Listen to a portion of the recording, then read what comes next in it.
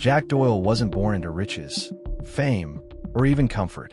He came into the world in 1913, in the salty air of Queenstown, County Cork, a tough Irish port town where men earned their bread with calloused hands and aching backs.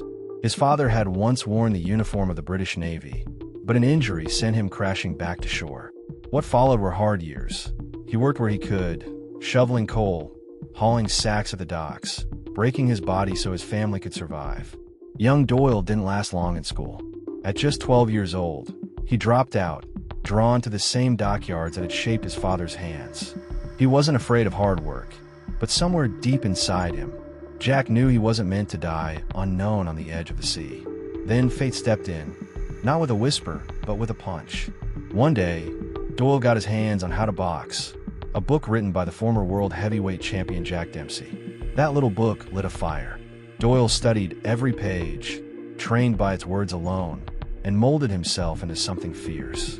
And legend has it, believe it or not, he once knocked out a donkey with a single right hook during a practice session.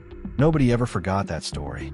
Still just a teenager, Doyle tried to join the Irish Army, but they turned him away. Too young. So, at 17, he crossed the water and signed up with the Irish Guards in the British Army, stationed in Wales.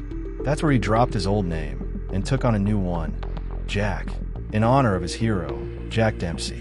And it was in Wales that the young dockworker from Cork became something more. His punches spoke louder than words. Doyle tore through the British Army boxing ranks, unleashing his thunderous left and right hooks, and soon he was undefeated. 28 fights, 27 knockouts. Crowds gasped, opponents fell, and the legend of Jack Doyle began to grow. A promoter named Dan Sullivan saw the fire in him and paid £28 to get Doyle out of the army and into the ring full-time. By 1932, Doyle was a professional. By 1933, he was a sensation. 10 straight wins, all within 2 rounds. Audiences loved him. Women swooned. Men dreamed of being him or beating him. At just 19 years old, he was booked for the British heavyweight title against Jack Peterson, the reigning Welsh champion. The hype was off the charts. 70,000 fans filled White City Stadium. It was Jack Doyle's moment, but something had gone wrong. Rumors swirled. Some said he was drunk, others said he was ill. Whatever the truth, Doyle wasn't himself that night. Maybe nerves got to him, maybe shame, but when the bell rang, panic took over. He lashed out, throwing low blows again and again. The referee had no choice but to disqualify him in the second round. And then the crowd erupted. Fans stormed the ring. Chairs flew. Fists followed. In the chaos, Jack Doyle was hoisted on his shoulders, carried like a king. But he wasn't celebrating. He just lost everything. The British Boxing Board fined him £3,000 and suspended him for 6 months. It stung. It humiliated him. But Jack wasn't the type to sulk. He came back fast, knocking out Frank Borrington in 83 seconds in 1934. But his troubles didn't stop there. He fought with his managers. He argued with the board. The dream was starting to slip. So, Jack Doyle changed lanes. He had a voice, a rich tenor, and he knew how to use it. He recorded Mother Machree, and it flew off the shelves. Suddenly, he was selling out shows in Dublin and Cork. To the Irish public, Doyle wasn't just a boxer. He was a national treasure. They believed England had robbed him of his title. They believed he'd been wronged. Jack didn't stop with singing. He wanted more. He tried acting. He landed the lead in McGlusky the Sea Rover, a swashbuckling adventure that flopped hard. But failure didn't scare Doyle. He packed his bags and flew to Hollywood, chasing stars and new beginnings. There, he met Judith Allen, a beautiful American actress. They fell hard and fast, and in 1935, they married. But the fire in Doyle wasn't the quiet kind. He couldn't help chasing other women. The gossip columns couldn't get enough. Still, Doyle toured London and tried to win over Ireland again. But his marriage to an American divorcee didn't sit well in conservative Catholic circles. Some of his shows were canceled. He didn't care. He and Judith went back to Hollywood, where Doyle became a fixture at the wild parties of Errol Flynn and Clark Gable. He was drinking, laughing, living fast. Jack Doyle had once dreamed of being a champion. Now he was chasing every thrill life could offer, one wild night at a time. By 1934, Jack Doyle wasn't just a boxer anymore. He wanted to be a star. The kind with his name on billboards, his face on the silver screen, and crowds chanting his name, not just in stadiums, but in theaters too. So, when he landed a role in the wild British adventure film McGlusky the Sea Rover, he jumped in headfirst. He was cast as the leading man, swashbuckling through scenes with charm and fists. But when the movie flopped, Doyle didn't sit around licking his wounds. He packed his bags and headed west. Hollywood. And that's where things got even crazier.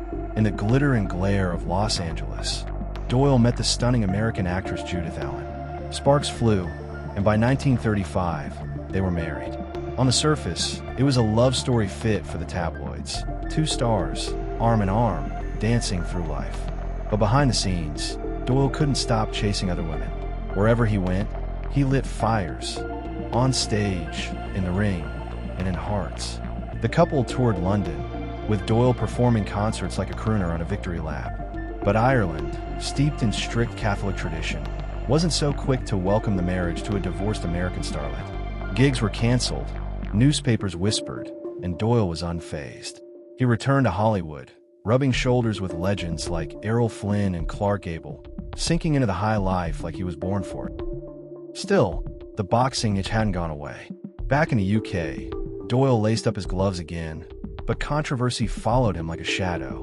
In a bout with Alf Robinson, Doyle struck his opponent while he was still sitting on the ropes. Disqualified again. He scraped together a couple more wins, including one over the tough King Levinsky. But by 1938, it was clear he wasn't the same fighter. In a match against Eddie Phillips, Doyle launched a wild swing, missed completely, and, like something out of a comedy sketch, fell through the ropes into the press section. The ref counted him out on the spot. The crowd was stunned. People said he'd taken a dive. Others whispered about his poor conditioning. Either way, it was a mess. And yet, people still showed up. They still believed. In 1939, Doyle faced Phillips again at White City in London. This time, the crowd swelled to a jaw-dropping 250,000.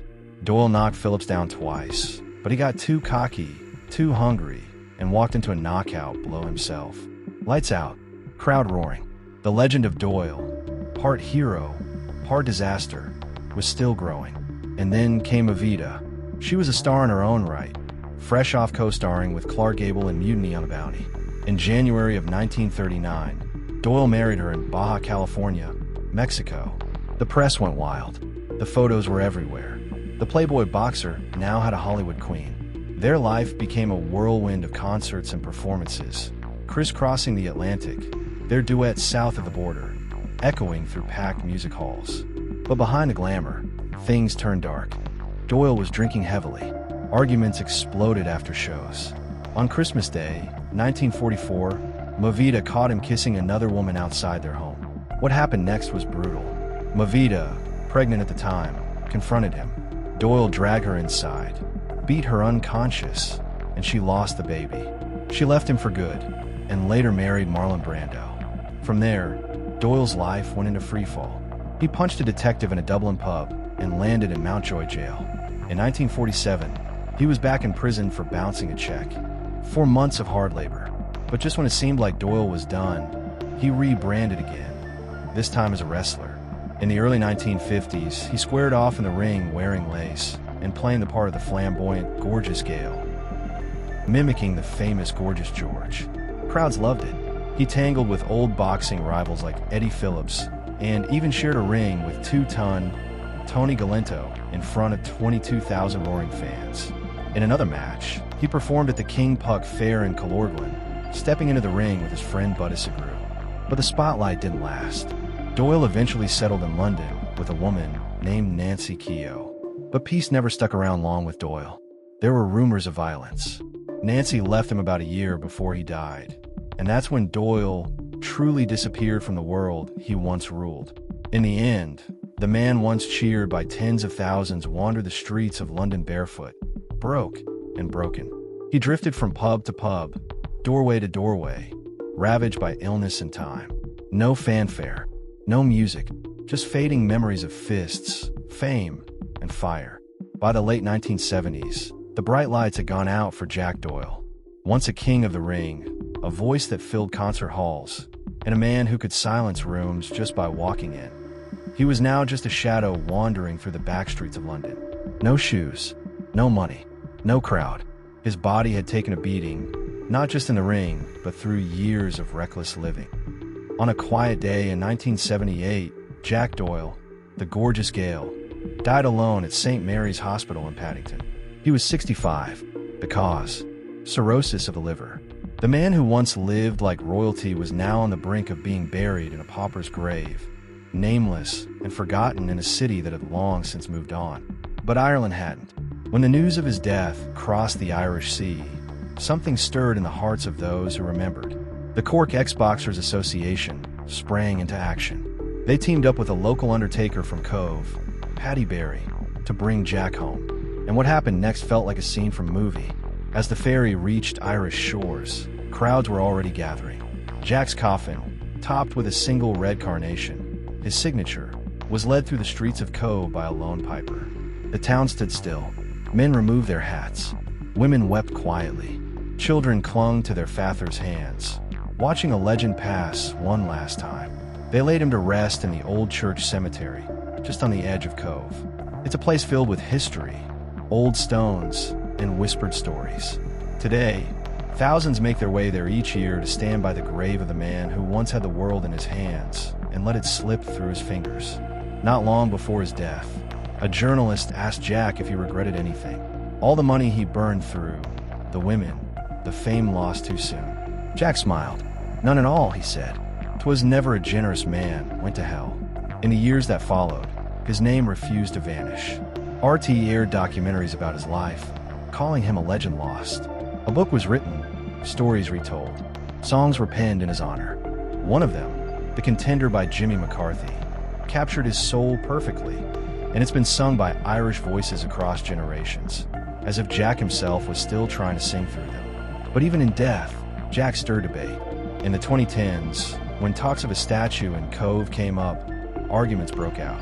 Some couldn't forget the dark chapters, especially what he did to Movida. Others defended him, claiming not all stories were proven. That's the thing about legends. They never leave clean. They leave complicated. Jack Doyle lived like a comet. Fast, fiery, and unforgettable. He was a boxer, a singer, a movie star, a heartbreaker, a fighter, a dreamer. He won crowds with a punch, lost them with a fall, and won them back with a song. He didn't die a rich man.